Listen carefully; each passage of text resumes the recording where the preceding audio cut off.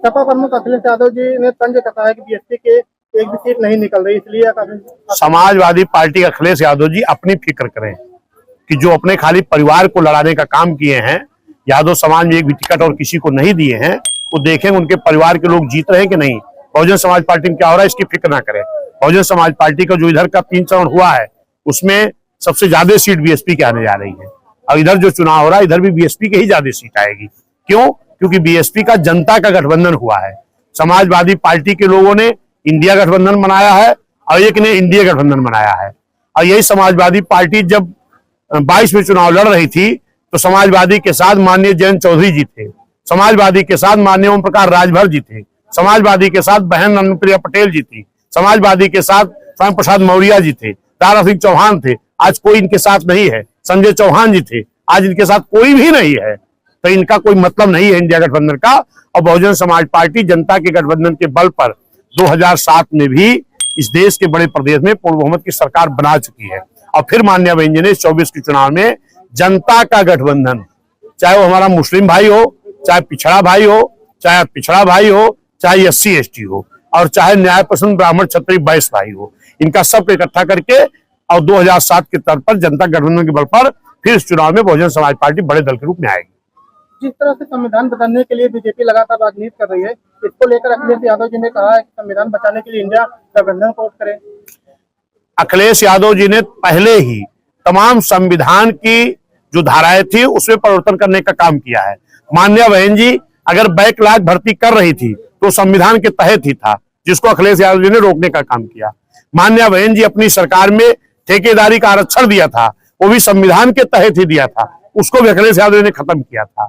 माननीय बहन जी ने बैक प्रमोशन का आरक्षण का बिल लाई थी, वो भी संविधान के तहत था, उसको भी अखिलेश यादव ने फाड़ने का काम किया।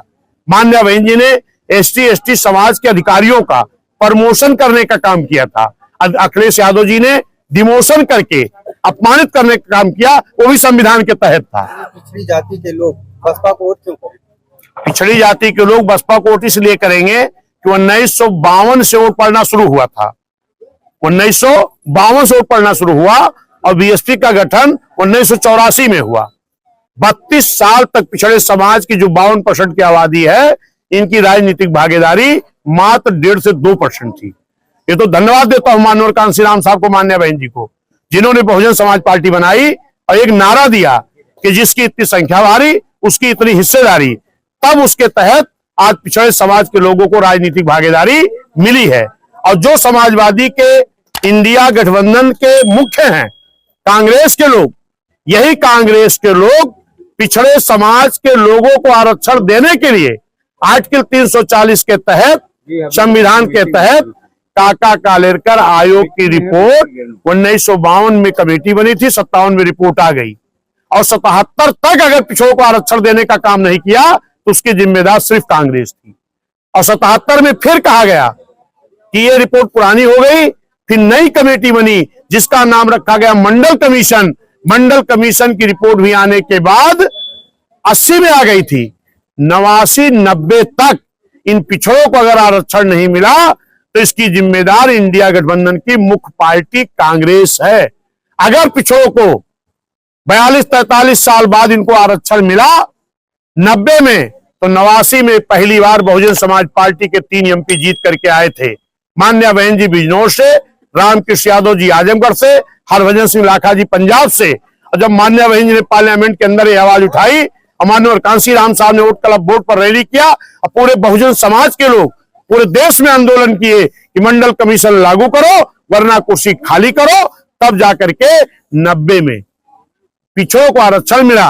और यही भारतीय जनता पार्टी जो उस वक्त VP सिंह की सरकार थी, मंडल कमीशन लागू करते वक्त बहुजन समाज पार्टी के दबाव में, माननीय साहब बहन जी के दबाव में, जब VP सिंह ने मंडल कमीशन लागू करके पिछड़ों को आरक्षण देने की बात की तो उस वक्त भाजपा का भी समर्थन था।